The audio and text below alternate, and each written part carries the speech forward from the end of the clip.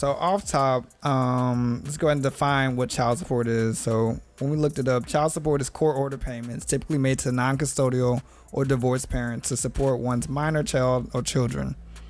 Pretty straightforward definition. It's payments to take care of your kid if you don't have primary custodial rights to it. Yeah.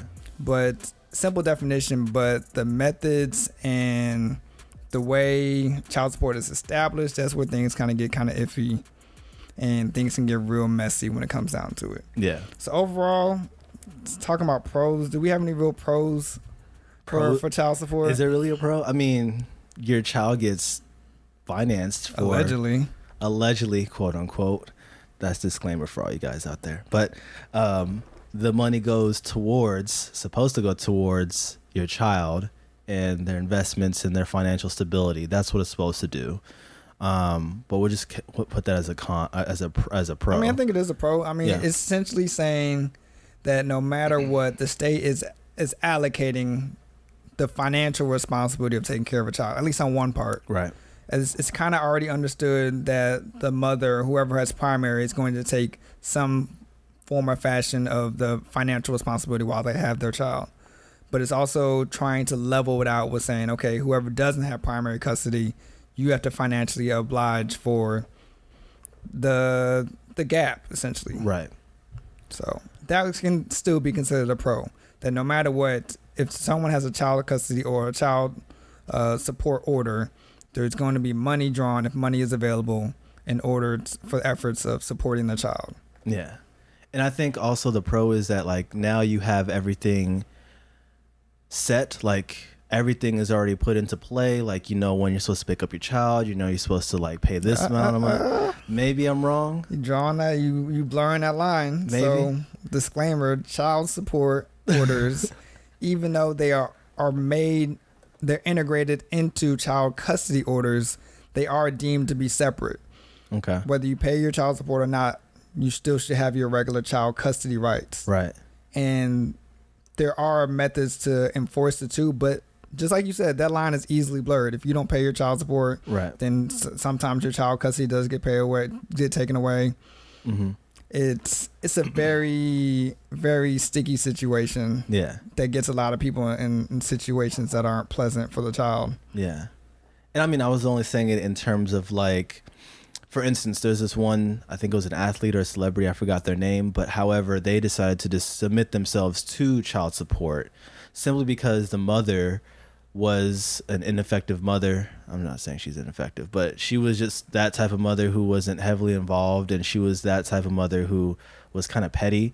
And so therefore he wanted to have child support as like as a backup to keep things of record. Like, okay, he paid this amount of money and he did that kind of stuff. And he was involved. He picked up his child on this day. He did everything that he was supposed to be doing as a father.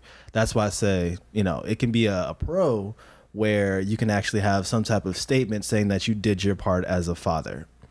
But for the con is that money is always going to be coming out of your check regardless. It could be 20 to like 25%, just depending on how things go with the courts. I think the con of it, when it comes down to is the legality of it. Essentially, it is a court ordered mandate. Sorry. Yeah. So no matter what your situation, everything you have to do has to go through the government.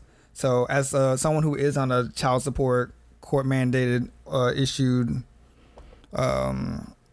reports, essentially any type of funding that I do give my daughter has to go through the attorney general.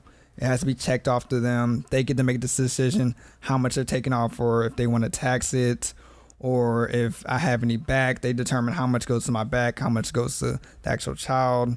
So that's part of the inconvenience of the money part of it, that, hey, money's being taken out of my check. It's a line item on my check.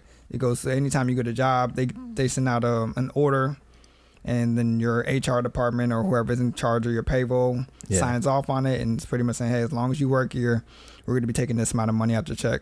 But after it comes out of your check, you have no control over it whatsoever. It goes to the attorney general. They determine how much they want to give back. Then it goes to the child's mother or whoever's the guardian. Then they determine how they want to use the money.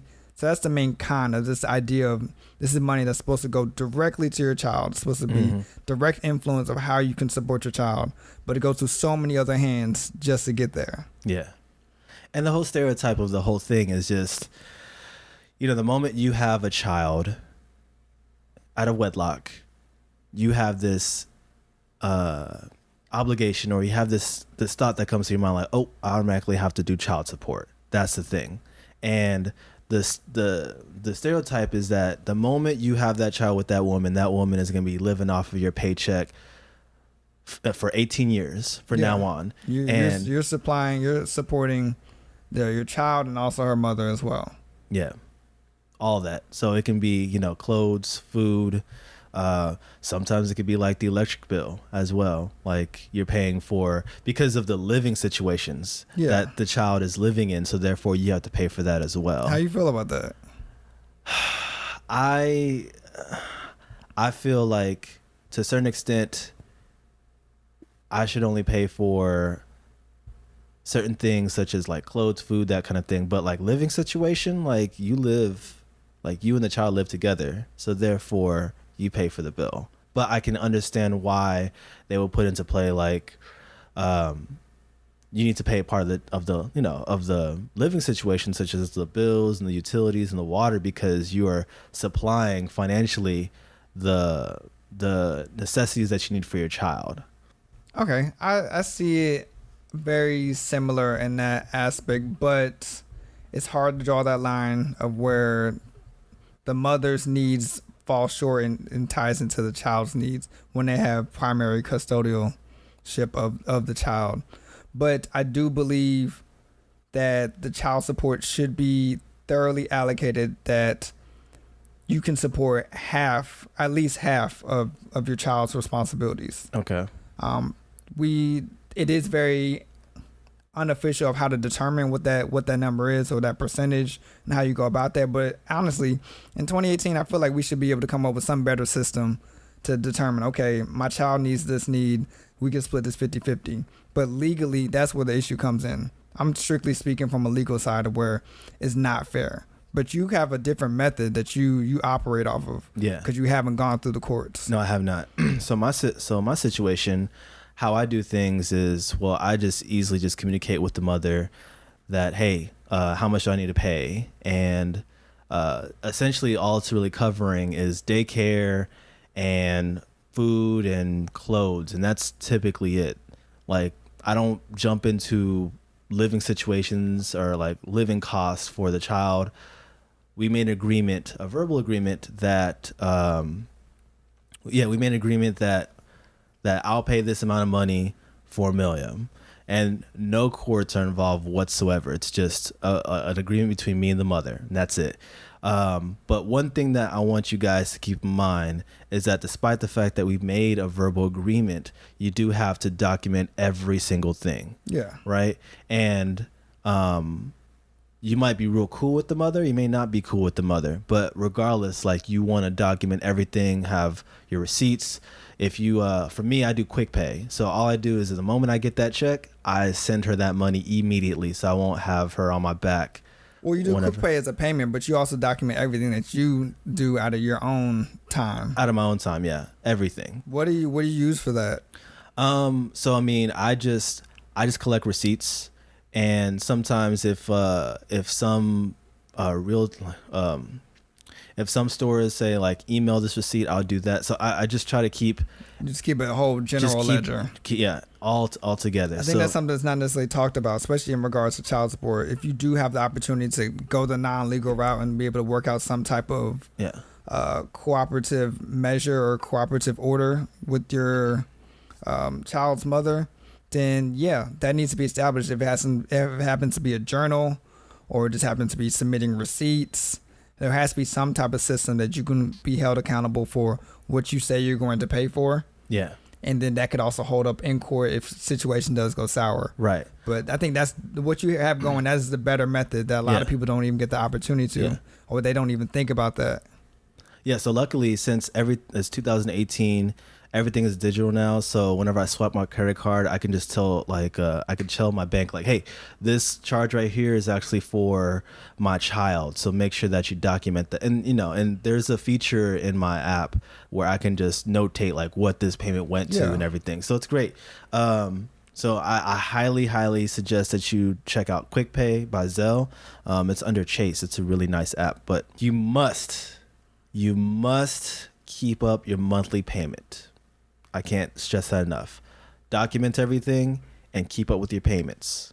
All right. So because the moment you don't make that payment, the mother can come back at you and say, oh, he didn't make this payment, so therefore, it adds up in back child support. One thing that I was trying to avoid was not have back child support, which can be, we talked about this, like it can either be at the time of birth or it can be at the time of consent. Yeah, anytime you get in front of a judge for any type of order, it becomes very subjective to essentially who paints the picture best. And the mother usually has more rights or more strength in this conversation. So for me, when it came down to back child support or back medical order support, the judge literally just looked at the mother like, do you want to do this? What do you feel like is a fair amount? And there's no real saying that at that point. Granted, with attorneys, you can probably have a little bit more leniency and kind of go back and forth and deliberation. But when it comes to doing anything legal, you're fighting against the rights of a mother, which puts you in a very hard place. Yeah. So definitely, everything in writing if possible, and learn how to utilize attorneys or people who can notarize things. Everything that you do needs to be official if you're going to go this non-legal route. Yeah. So also one last thing to also keep in mind is that people change over time. People are going to change. Their behaviors are going to change.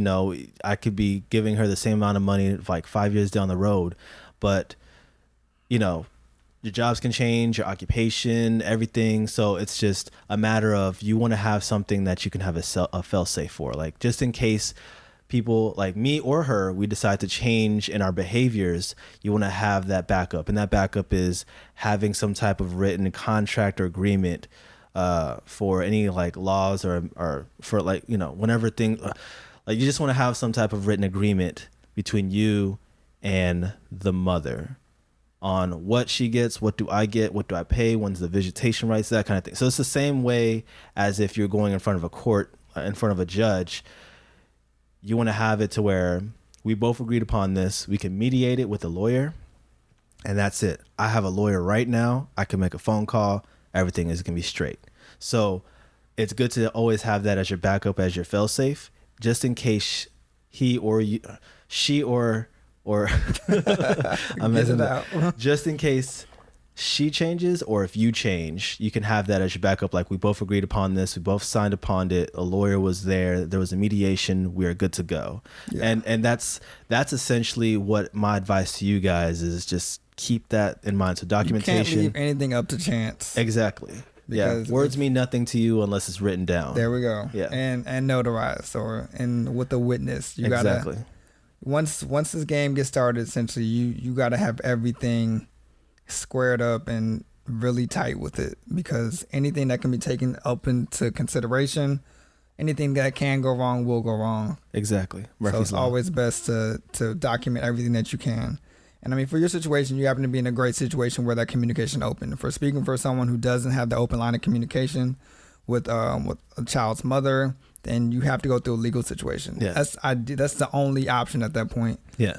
Because custody, even though custody and child support aren't directly connected, if you want to establish custody and you want to go through that route and you're not married at that point, now you're putting yourself in a child support order. Mm-hmm. With the child support order, it is very one-sided as far as the percentage that comes off. For me is 20%, and that's kind of the standard.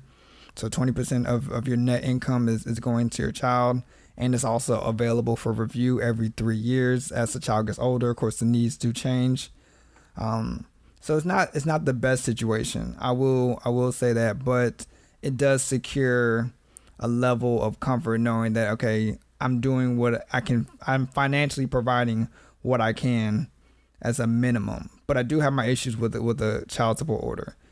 Primarily the fact that even though we have joint custody or you're in a joint custodial situation, your financial obligation only covers essentially the time when she's not with you. But there's no type of support for the time that she is with you. So for example, for the standard child support order or the standard child custody order, it's first, third, and fifth weekends and every Thursday from 6 to 8. Within those times that you have your child, you're financially responsible for them while also paying for the financial obligation of your child when they're with their mother or the other parent or the custodial guardian. So you're almost double taxed in a sense. So you're telling me that you pay your 20%, right, to the state mandated court order, right? Off the top of my check, 20%. 20%. And then on top of that, when your daughter comes into your household, you also have to take care of all the amenities. Everything. Yeah. So essentially another 20% of my income, which, I mean, at the end of the day, for someone who's involved as a parent, you understand your child is your number one obligation. But it doesn't fit into any type of systematic equality, the fact that I pay you to take care of my child, but I don't get anything back from that. So does the mother pay the same amount, the 20% as well? No, not at all. Unless you're considering, I mean, we gotta work how we phrase that question. As far as from the non-custodial, no, you get nothing back. There's no type of assistance for a non-custodial parent. So does she also, speaking of that, like getting things back, taxes, IRS at the No, when it comes down to being a non-custodial parent, the custodial parent claims the child. Okay. So she's the one that gets the far refund. as the big refund per se, yeah. That falls all on the custodial parent. That's crazy. Even though both of you created this child, she's the one in terms of both of you made the child, you both are under child support, you pay the 20%. She's the one who's the primary or the custodial that has to, take care of this child because she's the one. Therefore, no percentage is taken off of her end, the 20%. However, she gets money back on tax returns. Yeah. So it's the struggle or the plight of being a single father who wants to be active, because ultimately you want to do what it takes to supply for your child and to make sure that they're taken care of, but there's no support for you as far as making sure legally, unless you have a very great attorney that could fight for you to get possibly 50-50 rights that would possibly bring down your child support or at least make sure it's leveraged out. Until that, then you're on the losing end when it comes to financially supporting your child. Not to say that every situation turns out negative, but we have seen a lot of dramatized cases where essentially mothers of strong single fathers end up using them as leverage to live off of. So essentially examples of where you have a successful father who can more and well enough support the child, but they've gone through the court system. So now, since the mother has primary custodialship, they're paying the mother to support the child for them, essentially. Yeah. And that's comes off with the bad stereotype of like women just living off of child support checks. Yeah. And not necessarily providing their own or putting their own financial obligations into the child. Granted, there's situations where women having a child makes it harder for them to survive, and they do run into hardships. But I do believe it should be, if not 50-50, close enough to as far as how the child is supported. Yeah. Now, I want to tell you a quick story. You saying that reminded me of this story of my pastor and friend. I used to go to his church, but then the church went under, so therefore, but we still like communicate and everything, and we still talk it up. But he just recently went through a divorce with his former wife, and it's cold. It's really cold, and we'll talk about marriage on a different episode. But like in divorce, but he went through a divorce, and of course they have a child together, so they had to go through all that processes and whatnot. And basically, the mother, from what he told me, is that the mother was trying to prove that he's unfit to be a father, even though that they were married and he was pastoring a church, he was getting his master's degree or doctorate degree, and he was trying to take care of other things as well that was relevant to his family. But the mother was trying to make him look like he is just out, like he's an outlaw. He does nothing for his child. So therefore, like put him through the grinder is essentially what she was trying to do. I mean, that's what happens when you bring it to court. Like there's a defendant for a reason. You have to essentially defend yourself. Yeah. Because it's a libel attack. It's who's gonna come out the cleanest out of this. Yeah. And that's who wins. It's a sad story. And I mean, luckily the man did win the case. You know what the result was? They end up with joint, or the result is that he, like, it's the same. I think it's the same as you, but it's not as severe as yours. And so he still has the first, third, and the fifth. And I think the way it worked was he has his son for the whole week. Okay. And then they alternate by weeks. Yeah. So once you go into court, if you have, like I said, if you come with legal presence like an attorney, then they can navigate that. But I don't know if anyone's ever done this before. Going into a court without any legal representation, the judge pretty much just laughs you off. Yeah. I've done it for a ticket before just to see kind of how it goes. You try to defend yourself.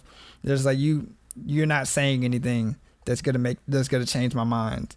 So that's what happens for most people who end up in the situation where, I mean, especially if you're having a child young and you're doing it single, you're not married, so single income, especially if you're not prepared for it, you're going to the courtroom just pretty much hoping that, okay, maybe I can get some grace. Maybe the judge will understand. You state your case pretty much. But at the end of the day, you're not moving the needle on the judge. Yeah. You still have your responsibility.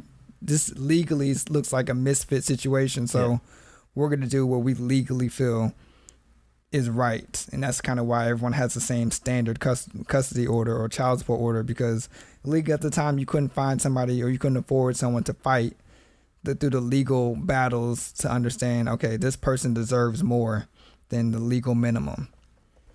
Yeah. So can you tell us your side of the story? Like, I mean, you had a child at the age of 17, right? I had a child at the age of 26. So it's a whole different spectrum. I had a child right when I got out of college. You had a child when you were still in high school. Yeah. So go ahead and tell us your situation when it came down to child support. Well, I mean, for mine, like I said, speaking for the underrepresented, I was still a minor. So both of us fell underneath our parents' jurisdiction. And then our parents didn't decide to go to the lawyer route either, because, I mean, either way, it's still expensive. That is a hefty toll unless you go about finding the appropriate low-cost mediums, because there are resources out there, but it does come to doing the research and finding the appropriate resources for them. But neither one of us did it. We decided we could work it out through, it's not counsel, but essentially before you go to the judge, you have a moment where you can pretty much counsel through it or talk through it essentially before it gets brought to the judge. And that's where both our parents had to have those conversations. Okay, do we feel like we can work this out without legal part? No, it's going to come down to, let's put it on paper. We're dealing with two minors. We don't want the situation to go astray. So that's when child support was established. So, hey, we're going to go through the legal route. And that's why I was entered into the system pretty much as a non-custodial, to have joint custody the first, third, and fifth weekends. And then, I mean, I have a whole court order that goes over all types of holidays. But within that, as being a non-custodial that's not married to the other parent, I have a 20% withholding on all of my income that goes to my child. For 18 years? And 18 until she goes off to college or military or gets married. I think those are the only exceptions. Granted, you can go back to court. You can always fight it. You do get an appeal every 3 years. Like I said, you come in front of a clerk and then you go through the case. Pretty much that's really just a readjustment period. You can come in there with legal representation, but ultimately you're doing is just delaying it and saying, hey, we want to go back to court. That's all the clerk is going to say. Do you want to open up a case for it? Then you got to go through the court system again, book time to get in front of a judge, explain your case, and hope for the best that the judge deems a reason to lower your child support, which I don't believe is fairly common. I spoke to a family attorney. They're not lowering your child support, but as far as trying to find different mediums to equal out the responsibility. Yeah. But that's a conversation for another episode of just how to navigate through the legal realms and what's the true pros for a single father. There are cases where fathers win. There's a lot of cases where fathers don't. So do you think the court is out to destroy? Okay, like not destroy, but more like, do you think the courts is more in favor of just? Maybe I'm asking the question the wrong way, but more of like, so the court is not really suitable for men who are actually trying to be involved. It's more suited for men who are like just want to just pay the payments. Yeah, so the court is definitely suited for establishing a bare minimum for any father, not to make it gender specific, but any non-custodial parent that, okay, it took two people to make this child.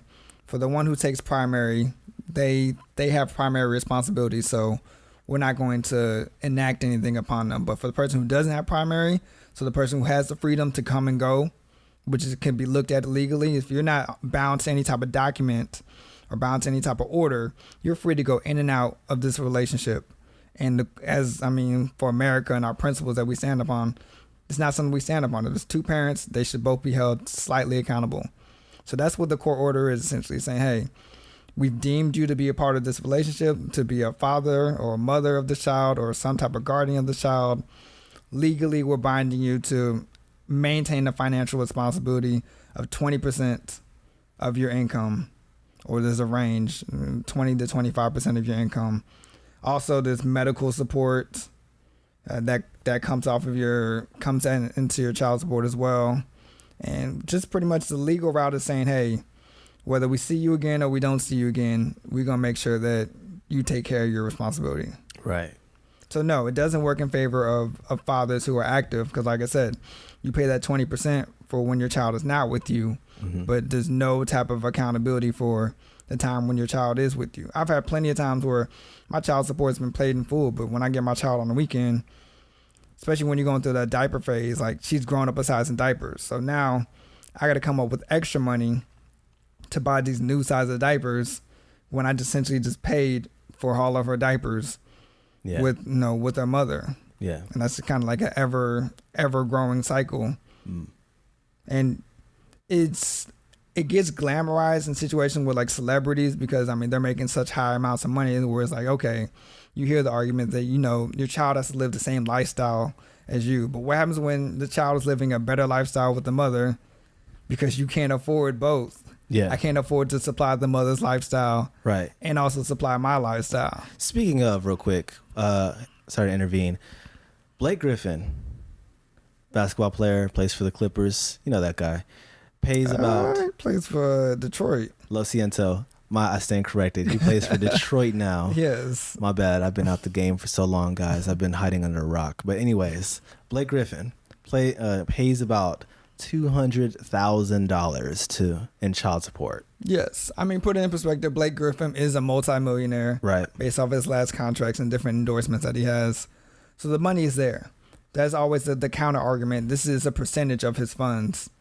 So the judge wouldn't have allocated it. There's certain legal limits that the judge can do. The judge can't automatically take 50% of someone's income just because there's a limit to it.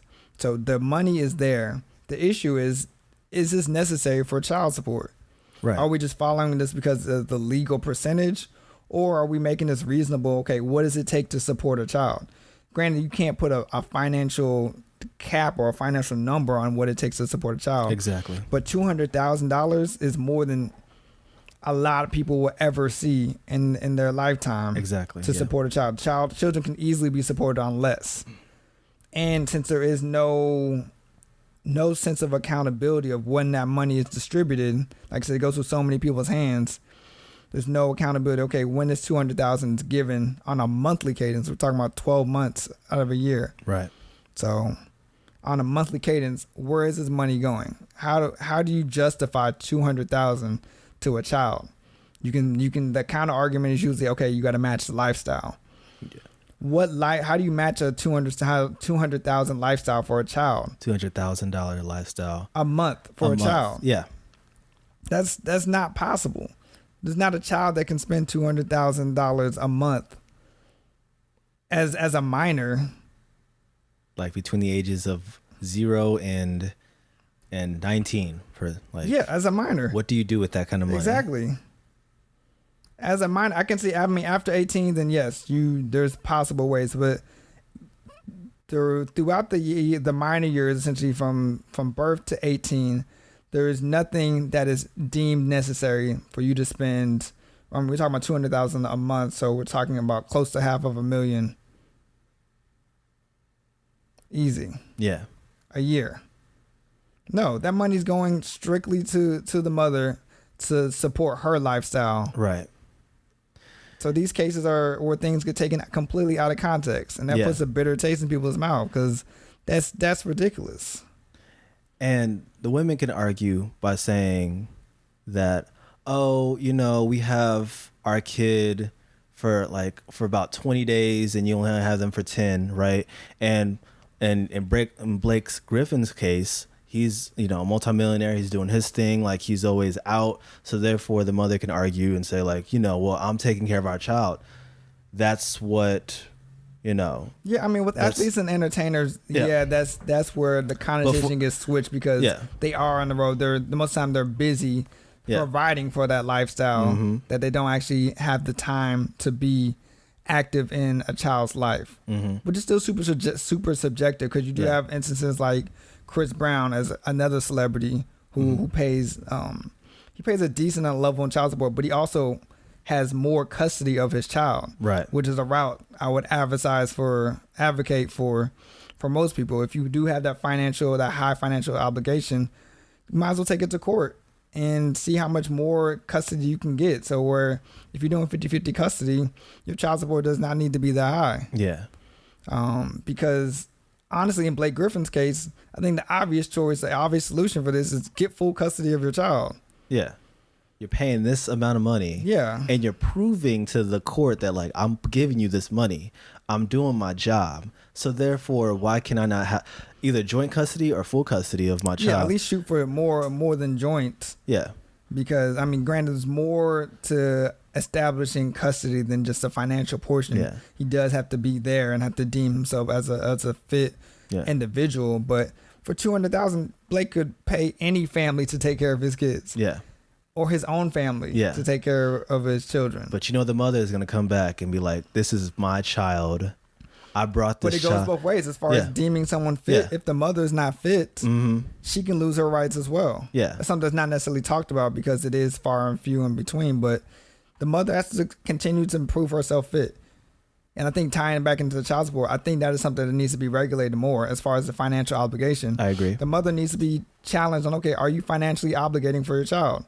Are you taking the measures? Are you putting the same effort that the non-custodial has to put in to survive? Because I'm paying 20% or 20 to 25%. I have to after use the rest of the 75% of my income to survive off of. Right. Are you doing the same thing with yours? Yeah. As the custodial parent. That's a fair argument. That is a fair argument.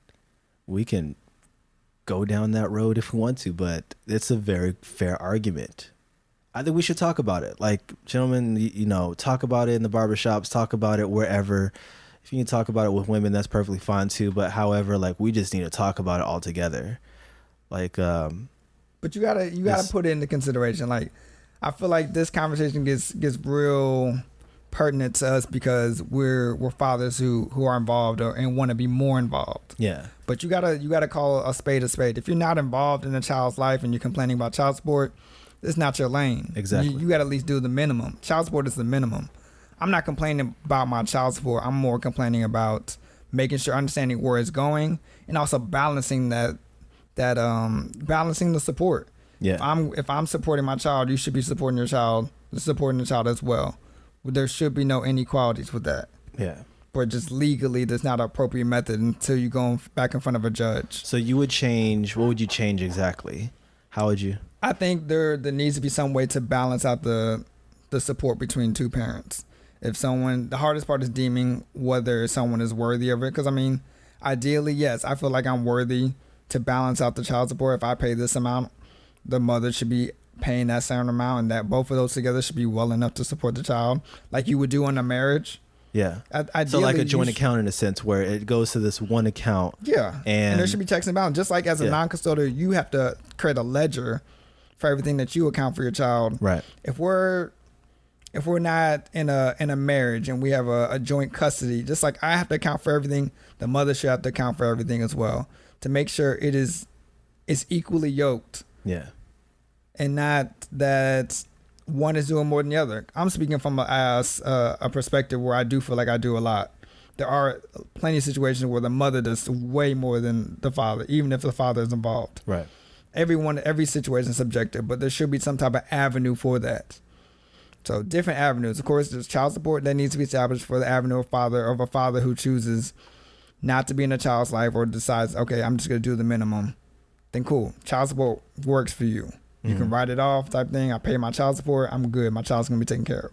But for anyone who steps above that threshold but doesn't meet the threshold of a married relationship where there's not a custody order, there needs to be some type of leverage to say, okay, I'm doing this amount. I need you to do this amount as well. Right. So we can balance this out. I would say on that case, if you were being involved, of course, yeah, we both pay the same amount. And then also just come into perspective, like you should get like the bare minimum is the bare minimum. Like you pay your 20 or 25%, 25%, whatever. And you do your, you can have visitation rights based on what the custodial says. And then on top of that, like your 1, 3 or 5, is it days or weekends? Weekends. Like weekends. So Friday to Sunday. Yeah. Friday 6 to Sunday. 6. Yep. 6 to 6. So that's the bare minimum. Now, if you wanted to be more involved, then increase the number to 50-50, still on the whole wave of she pays her part, I pay my part. Therefore, I should get more out of this as well if I want to be involved. So that means like first, second, third, all the way, like the whole month. However, for the weekend. Yeah, you alternate weeks. Alternate weeks, yeah. So I should get more out of my money, by spending time with my child, and I will give you that more. Like I'll give you more than 20 or 25%. I'll give you 50%, as long as she meets the needs of like she's paying her part too. And yes, I like the whole idea of. I think everything's great. That 50% is that's a lot. Yeah. I was thinking 25, so it adds up to 50% of overall income. Okay, we can say that. Let's just say, because now I do the math in my head. That's, you got to survive. Yeah.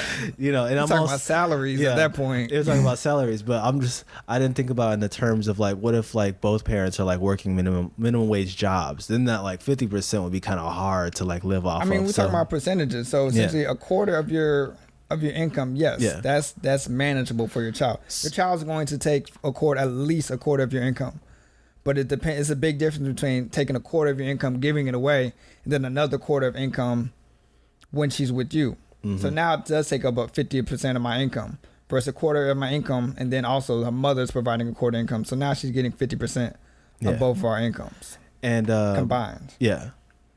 That'd be great. And and it would go like, so 25, let's just say 25, right? Goes into a joint account, right? We can see each other's spending. So it's like self accountability. Yeah. Like, it's accountability on both sides. Right now, the accountability is only on the non-custodial. So therefore, like let's say for instance, she wants to be like, you know what? I'm by that, like for Blake Griffin's situation.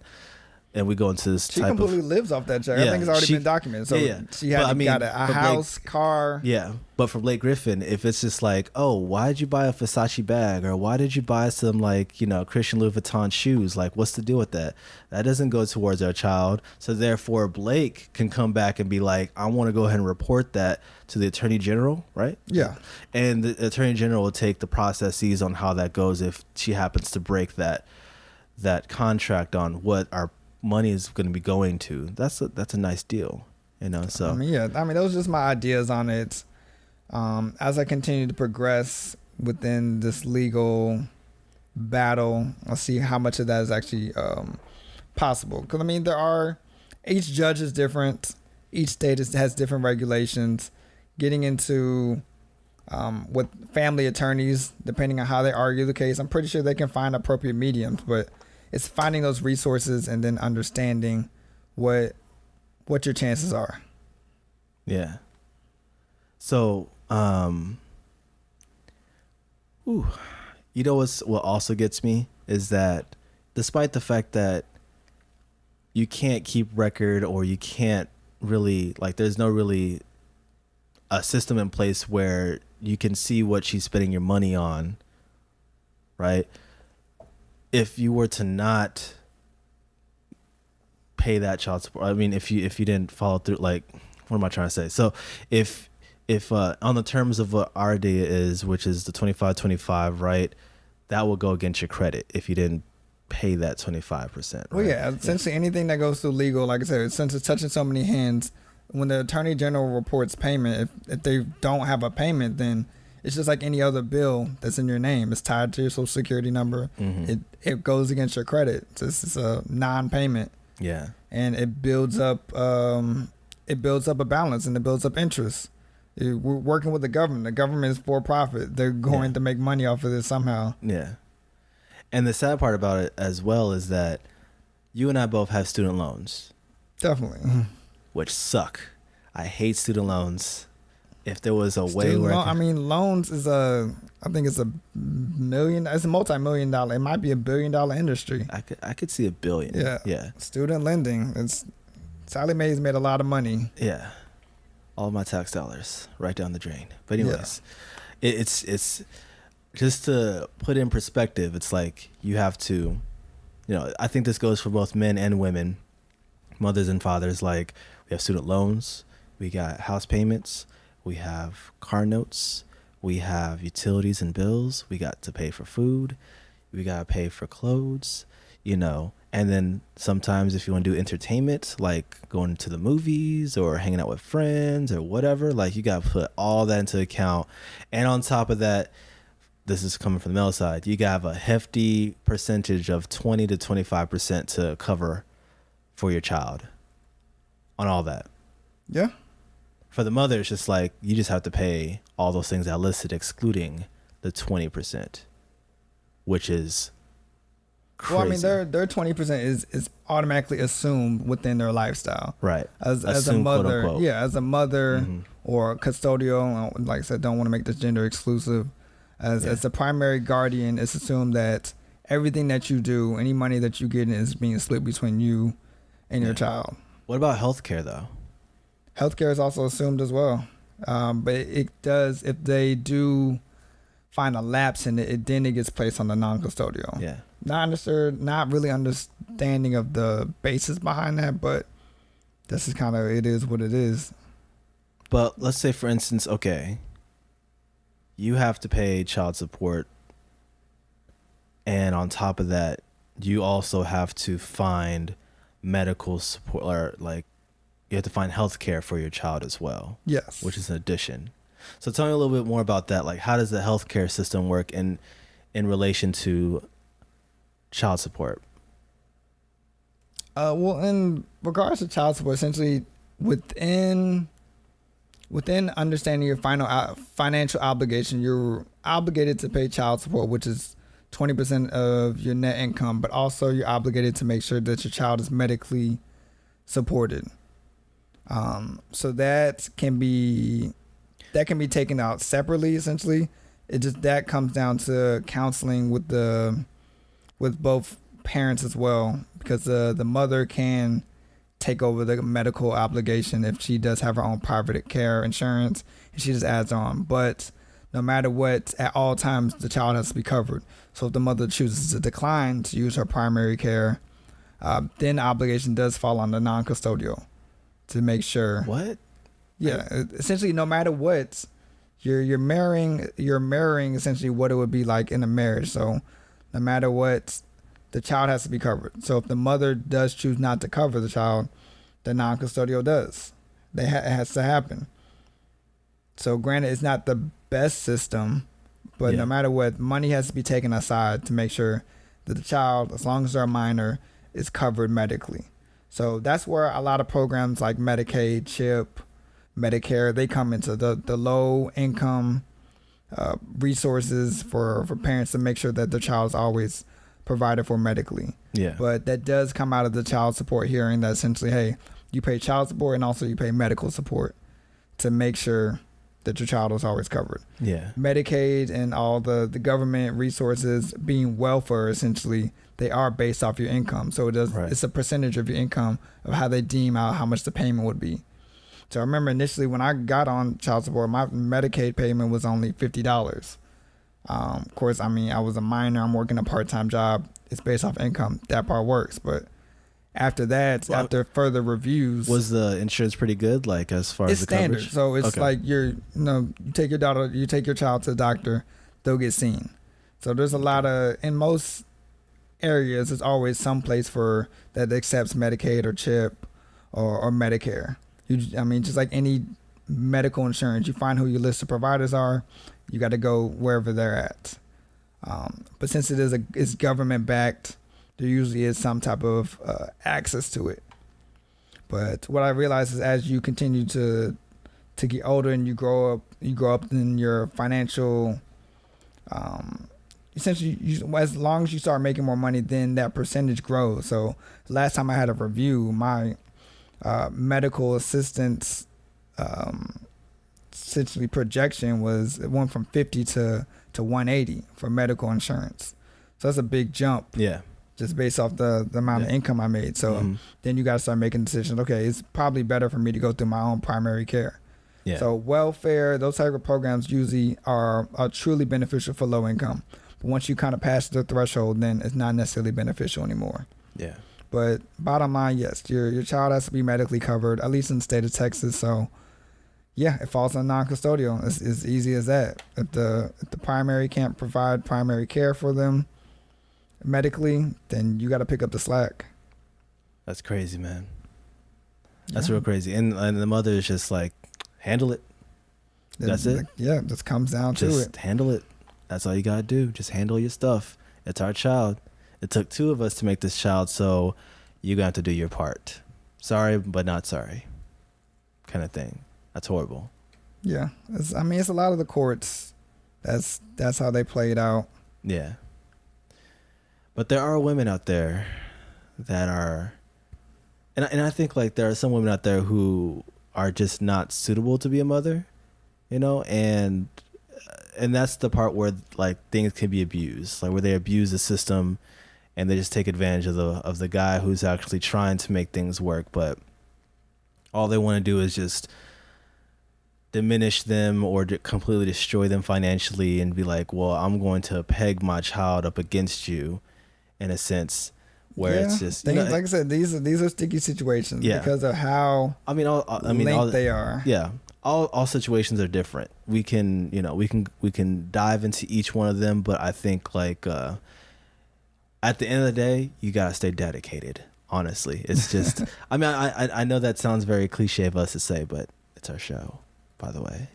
Oh, by the way, yes.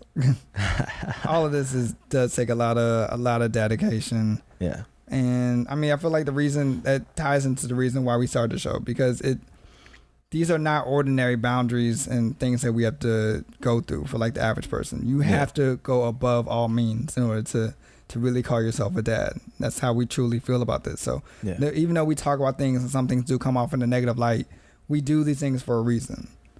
Yeah. So we want to make sure we're there and we're providing for the child and the child has the best outlook as possible. So that's the true meaning of staying dedicated. Like making sure you're pushing through and you're being a super dad and you're making sure at all costs things are going to work out. Yeah. And even if you still need some help outside of the realms of what you're listening to right now, by all means, join some type of like support system. One thing for sure, you're part of a fraternity also. Yes. Alpha Phi Alpha Fraternity Incorporated. Yeah. And I'm not Greek oriented whatsoever, but however, I am like, part of like other, like part of the art world. At one time I was part of NAACP. These are all great organizations to be part of. There's also, I don't know if SWAP is still alive. No? Not familiar with SWAP, no. Students who are parents. It probably is. It's probably surviving, but so I haven't heard anything from it. Anyways, regardless, whatever organizations you have around, like, feel free. And even going to church is not a bad thing. Like, there's a whole bunch of groups in church where you can just you can connect with other single parents as well and try to get more insight from there as well.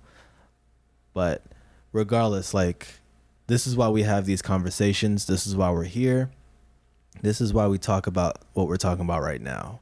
And you and me, we're all struggling to make this work. And we want our kids to have a great life altogether. And, and the sad part about it all is that, like, we speak about these things in a very negative light, but who's the one that's affected the most? Yeah, it's always a child. It's always the child. No matter how you look at it, Yeah. I mean, as adults, we do take a selfish side to it, but the child is always at fault and they're always losing whenever we can't get things together. Yeah.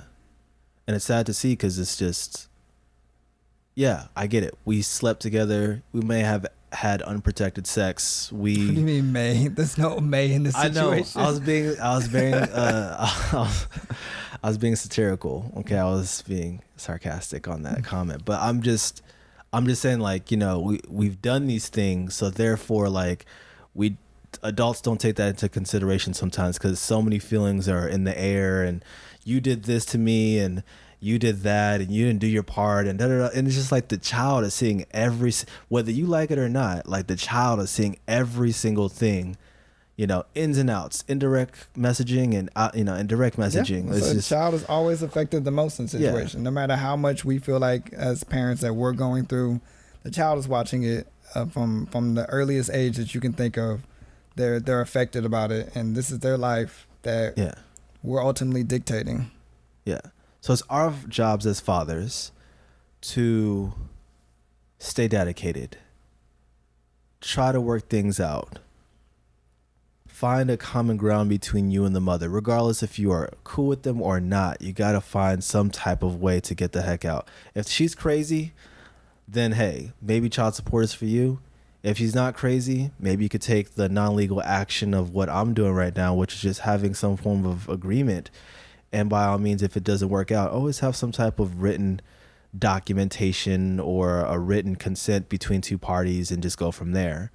But by all means, it's like kids are affected, and this is why we're in the situation now, is because we just, we put our feelings first before our own child, which is not good. And some people just need to understand that. So if you were to put the child's best interest first, then I think everything else will kind of fall into suit as far as maybe child support. I mean, the legal system is set in their ways, so we can't change that now. Okay, not yet. I think this is really just starting a conversation to change the narrative. Speaking to, it's specifically to fathers, okay? Like I said, the reason we started this dedicated podcast essentially is for us to try to talk about different methods, talk about what's going on from the father side, and talk about what can we do to change the narrative and to get people informed. Yeah. So that's what it is. I mean, this message is for the father who's not involved, the father who wants to be involved, the father who is involved, and even the married couples who fathers who are involved in everything. They don't necessarily have these issues. It's about knowledge and starting a conversation. Yeah. This is the side of the conversation that doesn't get heard a lot. Yeah. So to wrap this whole thing up, here's some food for thought real quick. I asked it just a minute ago, like, who's affected most in the child support dispute? Or, I mean, what should we do about child support? Should it be 50-50? Should we create some new type of system? Does it need to go through the government? What can we do about child support? Yeah. Because quite frankly, I would like for it to both be fair on both parties and not have any issues. Granted, like I said earlier, everybody's situation is different, so we can't really distinguish. We can't we can't find that picture perfect cookie cutter answer for you guys on what you can do to resolve this issue. But here are just some things to just really think about. Definitely. So let's talk about it. Let's see if you agree, if you disagree. So always, you can find us on any social media: Twitter, Instagram, Facebook. You can always follow us at Stay DADicated, the @ Stay DADicated. Look it up. If you have any opinions, let us know. Reach out to us. And once again, guys, look, thank you guys for listening to our show. We really do appreciate your dedication to us. And we really hope that you find some way and some purpose in this show, because like I said, like both of us said, we're here to help each other out. We're brothers and we're friends, and that's how we do things around here. So with that being said, thank you for listening, and we'll catch you next time. In the meantime, stay dedicated.